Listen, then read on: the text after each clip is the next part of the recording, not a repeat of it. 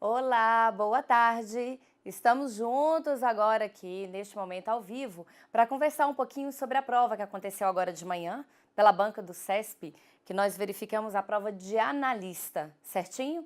Eu estou aqui com vocês, Viviane Faria, para poder conversarmos um pouco sobre as questões da área de língua portuguesa. Envolvendo um pouquinho, nós verificamos que a prova cobrou tanto a parte de gramática como a parte de interpretação, alguns pontos um tanto específicos, outros mais generalizados, e cobrou também a parte de redação oficial. Vamos conversar um pouco então sobre essas questões? Muito bem. Você aí que fez a prova agora de manhã, pegue a sua prova, porque eu não vou gastar o seu tempo lendo os textos, não é verdade? Nós vamos comentar sobre os textos, mas não vamos ler os textos, perfeito? Pegue a sua provinha aí, então. Exatamente a parte de português, ela inicia a prova como comumente acontece. O que foi curioso foi a redação oficial ter vindo logo em seguida, né? Nós sabemos que eles deixam as questões de redação oficial um pouco para depois e tal, mas veio tudo um atrás do outro. E aí até facilita a nossa parte. Vamos aí então. O primeiro texto, então, exatamente para uma análise da parte de língua portuguesa, é um texto que fala hoje a respeito da questão do meio virtual, né?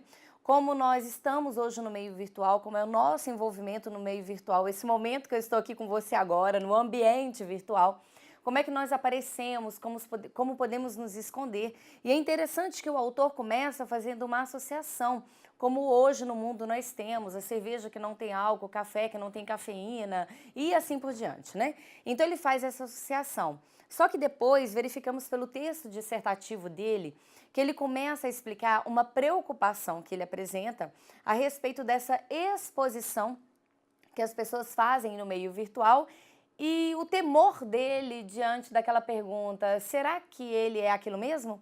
Será que eu realmente estou conversando com alguém? Aquela imagem que aparece para mim, tem alguém por trás e essa pessoa que está ali por trás dessa imagem, ela realmente é aquilo que ela está mostrando? Então, justamente sobre a extrapolação que nós exercemos, podemos exercer ao utilizar certos eus que nos representam em meio virtual. Então, ele vai mostrando isso. E é interessante justamente porque ele nos faz pensar a respeito da imagem que estamos passando, daquilo que podemos não transmitir, daquilo que podemos extrapolar, gritar e aquilo que podemos apresentar ou não. Então, pensando nisso, nesse texto, tendo essa visão, vamos dar uma olhada nas primeiras questões, os primeiros itens. Então, traz para nós o seguinte comando. A partir das ideias desenvolvidas no texto, julgue os itens a seguir. Item de língua portuguesa, perfeito? Item número 1 diz assim: para o autor do texto, é mais preocupante a situação em que pessoas se valem do espaço virtual para extrapolar sua identidade real, que aquela em que utilizam para escondê-la, ok? É interessante verificar que no texto ele comenta a respeito do ambiente virtual nos esconder. As pessoas se escondem ali, elas não precisam ter aquele contato direto social se elas têm um ambiente virtual que faça isso por elas. Ele comenta, e isso é uma coisa que nós sempre comentamos, na verdade, desde o surgimento da força da internet e dessas redes sociais, isso vem sido comentado. Agora, o interessante é justamente que o que ele mais vai se apegar, o que mais o preocupa realmente, não é o fato de quem se esconde, mas e sim de quem extrapola, de quem exagera. Nós podemos dar uma olhada das linhas de 10 a 18, mas dando preferência às primeiras, onde nós podemos sentir isso do texto. Diz assim: por outro lado, existe também o excesso oposto e muito mais perturbador, o excedente de minha persona virtual com relação ao meu eu real. Nossa identidade social, a pessoa que presumimos ser em nosso intercurso social, já é uma máscara, já envolve a repressão de nossos impulsos inadmissíveis. E é precisamente nessas condições de só uma brincadeira, quando as regras que regulam os intercâmbios de nossas vidas reais estão temporariamente suspensas, que não podemos nos permitir a exibição dessas atitudes reprimidas. Então é interessante, porque por mais que seja dissertativo e ele procure uma posição impessoal no texto, nós verificamos a opinião dele exposta justamente nessas linhas iniciais que eu li. Quando ele diz assim, voltando, é também excesso oposto e muito mais perturbador, o excedente, o excesso, tá? Então, podemos classificar, julgar o item como certo, justamente porque ele apresenta nessas linhas que isso é muito mais preocupante. Que isso realmente é o que está chamando a atenção dele como algo negativo. E no decorrer do texto ele vem reforçando, certo? Então julgamos então o item 1 como item certo. O autor está mais preocupado com essa extrapolação de exposição, ao contrário, a pessoa que usa mais para se esconder, ok? Item 2. De acordo com o texto, os parceiros do espaço virtual são pessoas que utilizam máscaras para apresentar uma multiplicidade de pessoas. Interessante, podemos verificar as linhas de 23 a 31, vão até o finalzinho, para verificarmos se o item está certo ou errado. Vamos lá. Leitura a partir da linha 23. E o mesmo se aplica aos meus parceiros na comunicação via ciberespaço. Cyberespaço, se você que preferir. Não há como ter certeza de quem sejam realmente como se descrevem, ou de saber se existe uma pessoa real por trás da persona online. A persona online é uma máscara para uma multiplicidade de pessoas? A pessoa real com quem converso possui e manipula mais personas no computador? Ou estou simplesmente me relacionando com uma entidade digitalizada que não representa a pessoa real alguma? Ok? O que nós verificamos aqui? Presta atenção, o item afirma que, de acordo com o texto, os parceiros do espaço virtual são pessoas que utilizam máscaras. Por que esse item está errado? Porque o autor trabalha com a possibilidade desses parceiros virtuais estarem utilizando máscaras, e não de que todos utilizam, ok? Se talvez depende-se do texto, infere-se, supõe-se a preocupação do autor em que todas as pessoas estejam usando máscaras, aí sim poderíamos colocar o item certo. Agora, afirmar que o texto diz isso não é verdade, o texto não diz. O texto diz que pode ser que aquele parceiro virtual esteja utilizando uma máscara, então ele não diz que todos estejam fazendo, certinho? Com isso, nosso item 2 fica errado, ok? Passando agora para o comando que diz assim: com relação às estruturas linguísticas do texto, julgue os itens de 3 a 8. Então vamos ao item 3. Item 3. Seriam mantidas as relações sintáticas e semânticas do primeiro período do texto, caso o termo desprovida fosse substituído por desprovido, passando assim a concordar com o elemento imediatamente anterior, cyberespaço. O que nós verificamos é que, se realmente mudarmos desprovido do masculino para desprovida do feminino para desprovido do masculino, a ligação vai ser com cyberespaço. É verdade, ok? Só que o problema é que ele fala assim, seriam mantidas as relações sintáticas e semânticas. Para começar, a relação sintática muda. Porque você tem um outro referente para o início, para a marca dessa nova oração, que é uma oração qualificativa, uma oração adjetiva. Perfeito? No particípio, mas a oração adjetiva. Então, você muda o referente. Mudando o referente, nós temos uma modificação sintática. E outro sim, teremos também uma modificação semântica. Porque agora, a ideia dele não é mais que a navegação é desprovida de fricção, e sim o cyberespaço que é desprovido de fricção. Então, há também com isso, querendo ou não, uma modificação com relação ao sentido do texto. Então, nós temos uma interferência nos dois, tanto na sintática quanto na semântica. Isso faz o nosso item 3 ficar errado, ok? Segue. Item 4. Sem prejuízo para a correção gramatical do texto, o trecho "encontramos uma série de produtos privados de suas propriedades malignas" poderia ser reescrito da seguinte forma: encontra-se uma série de produtos destituídos de suas propriedades malignas. Ok? Certinho? Certo. Afinal de contas, no texto, quando nós substituímos o privados por destituídos, nós estamos utilizando a mesma ideia. E uma coisa interessante na análise sintática, a partir do momento que eu tiro o encontramos e eu coloco encontra-se, significa que eu acabei de mudar o meu sujeito, tá? Em encontramos, o sujeito, nós encontramos um sujeito desinicial, ok? Quando eu faço a reescritura e coloco um encontra-se, significa então que o verbo encontrar, que aqui age como transitivo direto, ele precisa de um sujeito, e o sujeito seria o termo seguinte, uma série. Como uma série está no singular, então o verbo está agindo de forma adequada, encontra-se e não encontram-se, que é o que aconteceria se essa próxima expressão viesse no plural, tá? Então, o nosso item 4 fica certo, perfeito? A reescritura está adequada. Item 5. A locução adverbial da mesma maneira que poderia ser substituída sem prejuízo para as relações de coesão e coerência do texto por assim como. Olha que interessante, eles apontaram coerência e apontaram coesão. Quando eles falam de coerência, eles estão ligados à logicidade do texto. O texto permanece com a mesma lógica, o trecho não interfere na lógica do texto, tá? E então nós verificamos, da mesma maneira que, e assim como, eles apresentam uma mesma lógica. Então, realmente, nós não estamos interferindo na lógica do texto. E quando ele diz na permanência coesiva, não interfere na coesão, então significa que ele não está interferindo na ligação adequada entre os termos. No caso aqui, nós temos uma relação interfrásica, ela é de uma frase a outra, já que a expressão dá início a uma segunda frase, que a liga à frase anterior. E aí, nessa substituição, que nós podemos verificar que acontece nas linhas, entre as linhas 7 e 8, vamos elas? Fica assim, cria uma realidade privada de substância, da mesma maneira que o café descafeinado tem cheiro e gosto semelhantes ao do café. E assim por diante. Pois bem, então, utilizando assim como, ficaria: a realidade virtual simplesmente generaliza esse procedimento, cria uma realidade privada de substância. Assim como o café descafeinado tem cheiro e gosto semelhantes aos do café e assim por diante, ok? Então, você consegue entender que continuamos com a ligação adequada do texto e a ideia, a logicidade dele permanece, tá? Então, com isso, nosso item 5 da prova fica certo, ok? Permanece a coerência e permanece a coesão do texto com essa substituição adverbial, ok? Bom, item 6.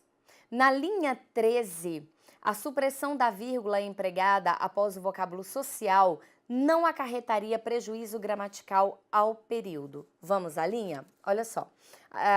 Começando um pouquinho da 12. Diz assim: nossa identidade social, vírgula, a pessoa que presumimos ser em nosso intercurso social, vírgula, já é uma máscara, já envolve a repressão de nossos impulsos inadmissíveis, e assim por diante. Pois bem, o que nós podemos verificar? Se nós tiramos a vírgula depois da palavra social, que aparece na linha 13, nós estamos aí tirando a marca, desmarcando aquela expressão que é uma explicação, expressão explicativa. Quando nossa identidade social é o sujeito, o da linha 13 é o verbo dele. Então, os termos essenciais da oração, eles não são marcados, não são separados por pontuação alguma. Só que se nós inserirmos algum outro termo entre eles, esse termo pode vir marcado. No caso aqui, como nós temos uma expressão explicativa, quem está demarcado por vírgula é justamente a expressão, a pessoa que presumimos ser em nosso intercurso social. Então, é essa expressão que está entre vírgulas. Se nós tiramos a vírgula do final dela, nós modificamos, nós quebramos a sequência da oração, nós interferimos no entendimento dela, nós damos uma outra interpretação. Em outras palavras, além de tudo, nós destruímos o valor sintático. Afinal de contas, de acordo com a sintaxe, os termos expressivos vêm entre vírgulas. Então, como eles estão pedindo aqui, acarretaria prejuízo gramatical? A avaliação é gramatical. Sim, acarretaria, tá? Então, o item, ele está dizendo que não prejudica. Então, o item vai estar errado, porque ele prejudica a sintaxe, sim, que afirma que os termos explicativos precisam vir marcados. No caso, no nosso texto em questão, eles estão entre vírgulas. Então, uma delas não pode ser tirada. Certo? Item 6, então, errado. Item 7. Sem prejuízo para a correção gramatical do texto, o trecho é precisamente até atitudes reprimidas, poderia ser assim reescrito. É justamente nas condições de só uma brincadeira, ainda que as regras que regulam os intercâmbios de nossa vida reais estejam temporariamente suspensas, que podemos nos permitir a exibição dessas atitudes reprimidas. É interessante porque aqui eles estão falando de correção gramatical. Em outras palavras, se os termos estão bem colocados, se não há prejuízo de ortografia, etc., então tá certo, mesmo que haja uma interferência, uma mudança no entendimento, não é assim? Só que realmente nós temos um problema gramatical aqui. Qual é ele? Você pode verificar no trecho base, no trecho verdadeiro, que ele diz assim, ó, vou acentuar onde nós teríamos uma modificação inadequada. Diz assim, a partir do 15, né? É precisamente nessas condições, isso, é precisamente nessas condições de só uma brincadeira, quando as regras que regulam os intercâmbios de nossa vida reais estão temporariamente suspensas, que podemos nos permitir a exibição dessas atitudes reprimidas. Só que a Reescritura faz assim: é justamente nas condições de só uma brincadeira, muda o conector, ainda que. Tirou o quando, marcadamente temporal, e colocou para o ainda que. Ainda que as regras, o que vai acontecer? Essa expressão, ela vai pedir o subjuntivo. Então, ainda que as regras que regulem os intercâmbios de nossas vidas reais estejam temporariamente suspensas. Tá? Então, nós temos aqui um prejuízo gramatical. Nós precisamos tirar o verbo ainda que as regras que regulam, perfeito? Que está no presente, colocar para o subjuntivo, que regulem, perfeito? Nós temos essa mudança, mudando a expressão do quando, marcadamente temporal, por ainda que, gerando essa noção de possibilidade. Por isso, então, nós temos uma incorreção gramatical. O item 7 fica, então, para nós, errado também, ok? 8. Na linha 25, o termo se exerce função de pronome apassivador da forma verbal descreve. Vamos lá, linha 25, então? Perfeito. Linha 25 diz. Vamos começar um pouquinho da 24. Não há como ter certeza de que sejam realmente como se descrevem. Aqui, o que está acontecendo com esse ser? A ideia não é apassivador. Não, você não tem uma marca de sujeito depois, até mesmo para nós provocarmos aquela transformação que nos dá a garantia da apassivação do sujeito.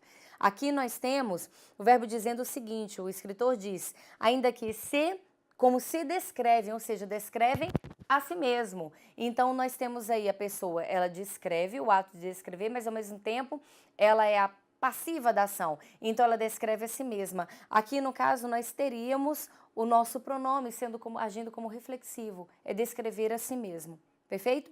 Então, o item 8 também vai ficar errado, não é apassivador, tá? Bom, no nosso próximo texto, seguindo a área de língua portuguesa, nós temos aqui um trechinho de um conto da afamada Clarice Lispector, escritora de literatura extremamente importante e reconhecida no nosso país.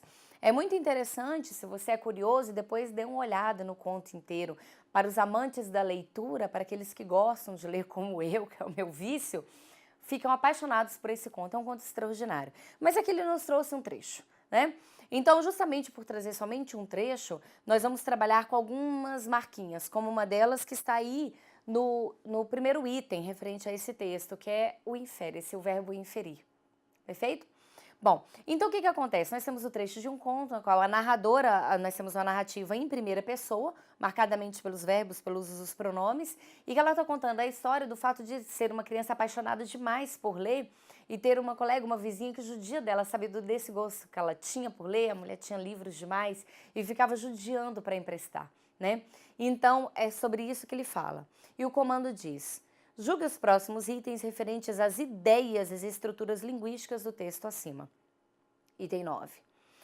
Infere-se do texto narrado em primeira pessoa, aí tudo bem, que a personagem principal sujeitou-se a atitudes perversas de uma colega para conseguir emprestada uma obra de Monteiro Lobato. O que acontece? Nós temos aí a marca inferir. A inferência, a suposição, a pressuposição ou aquelas do tipo depreende-se do texto, coisas assim, marcam que nosso olhar é um olhar de suposição, não de afirmação. O texto está afirmando, esse trecho está afirmando quem era essa mulher, se era vizinha, se era tia, se era prima, se era colega? Não. Mas como é uma marca feminina, então era alguém que ela conhecia. Então podemos inferir uma conhecida, uma colega? Sim. Outra coisa, diz que ela sujeitou-se a atitudes perversas dessa pessoa? Sim, mas não significa necessariamente que a perversidade venha com contato físico, com o fato dela surrar a menina ou prejudicar fisicamente mesmo, não. Mas a maneira como ela judiava psicologicamente dela, da narradora, tá? Então isso sim. E ela diz, bem no comecinho, comigo exerceu com calma ferocidade o seu sadismo. Quer dizer, ela notou depois, eu escrever, a narradora, né? que a pessoa ela gostava de judiar dela, tá? E aí depois, no próximo parágrafo, diz: o magno dia de começar a exercer sobre mim uma tortura chinesa. Então ela realmente agia com perversidade, ela era perversa, no sentido de gostar de maltratá-la psicologicamente, emocionalmente. Podemos inferir isso. A obra de Monteiro Lobato aqui já é citado, então não há problema, né? Em Nações de Narizinho, de Monteiro Lobato. Então, mas essa inferência de que estamos falando de uma colega, de uma conhecida, e que agia com perversidade sobre ela, sim, ela era perversa com ela. Sabia do gosto que ela tinha por ler, da impossibilidade de adquirir certas obras e ficava judiando no empréstimo. Então, por inferência, sim, ok? Então, por inferência, o item está certo, por inferência, tá? Item 10. Na linha 16, o acento indicativo de crase em a sua casa é obrigatório, uma vez que o vocábulo casa está especificado pelo pronome sua e o verbo ir, fui, exige a preposição a. Muito bem, o item está errado. Na verdade, nós temos aqui o sinal indicativo de crase porque nós estamos diante, ele acontece antes do pronome possessivo feminino sua. Antes de pronomes possessivos femininos, a crase é opcional. Se a palavra anterior, ela exige a preposição, e no caso depois vem um verbo, um pronome possessivo feminino que pode aceitar ou não o artigo, então nós temos aí um pode ser, uma possibilidade. Então o sinal indicativo de crase aqui, ele é opcional e porque está antes de um pronome possessivo feminino, perfeito? Casa aí, depois aí entra em outra regra. Nosso caso, nós estamos analisando o pronome possessivo feminino, então é isso que vale, tá? Então, o nosso item está errado, o item 10 está errado, porque a explicação da regra está errada. Item 11. Na linha 11, ao afirmar que o valor do livro estava completamente acima de suas posses, a personagem declara não possuir livros daquele tipo. Olha aí o problema. Aqui nós poderíamos inferir isso. Por inferência, nós poderíamos analisar que a personagem, a narradora, não possuía livros de tal valor, de tal preço, tá? Por inferência, sim. Mas nós não podemos afirmar, porque pode ser uma suposição de que naquele momento, naquela situação em que ela se encontra, ela não tem posses, não tem dinheiro para adquirir exatamente aquela obra. Isso não podemos afirmar que com isso ela não possua outras de igual valor, de igual preço, até mesmo um valor de renome conhecido, né, no mercado literário, que ela não tem esse tipo de obra em sua casa. Então o item fica errado, porque nós não podemos afirmar isso. Nós poderíamos supor, inferir, afirmar não, ok? Item 12. Na oração guiava-me a promessa do livro, o pronome me exerce a função de complemento da forma verbal guiava. Vamos lá dar uma olhadinha juntos na linha 22? Dessa vez nem caí. Ela volta toda feliz, né? Guiava-me a promessa do livro. Vamos entender a situação? Nós temos o verbo guiar. Quem é o sujeito dele? O sujeito do verbo guiar é a promessa do livro. A promessa do livro é o seu sujeito. Guiar é o seu verbo. Quem é o complemento, então? O me. Porque guiava a mim. Guiava-me, tá? Então, realmente, o item está certo. Por quê? Porque o me exerce a função de complemento da forma verbal guiava, ok? Então, guiava a mim. A promessa guiava-me, guiava a mim. Certinho? Vamos à sequência? Pois bem, vamos aí. Temos um bom tempinho para falar agora da parte de redação oficial e das polêmicazinhas que essa prova colocou o CESP, né? Nós temos aí, estamos diante de um memorando. E você pode, de cara, já avaliar alguns erros que ele apresenta, como, por exemplo, o fato do deslocamento da data. A data está com recuo à esquerda e nós sabemos que a data ela precisa apresentar um recuo à direita. Mas é aquilo que nós comentamos, deixa isso de lado, porque os itens nem falam sobre isso, nenhum item está preocupado. Isso aqui é desvio da sua atenção na hora da prova. Nós temos, então, o nosso memorando, tá? Com essa interferência na estrutura, mas vamos aos itens, que de acordo com os itens nós podemos voltar fazer a análise e voltar nas partes importantes, certinho? O comando diz assim: tendo como referência a comunicação hipotética acima, julgue os itens a seguir à luz do Manual de Redação da Presidência da República. Então, nós temos a base do manual. O manual, então, vai guiar a nossa análise.